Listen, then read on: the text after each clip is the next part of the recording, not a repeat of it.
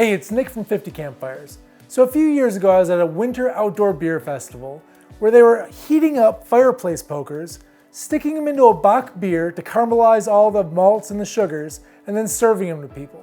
Got me thinking, how can I do this at home? And today I'm going to share that tip with you. So in order to make this happen, you need three things. I use stainless steel food skewers. The reason I use stainless steel skewers is that they're already food safe. Great. I have a Bock beer in a glass. It's important that you're not using plastic or even aluminum here. And thirdly, one of my go-to torches. This is the campfire torch by Bernzomatic.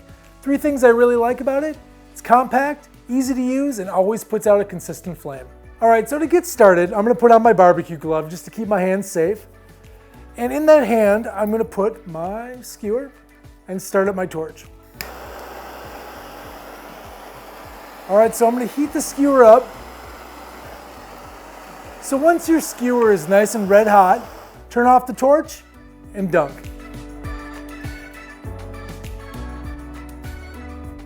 Pull the skewer out, take a sip and enjoy. It's a caramelized Bock.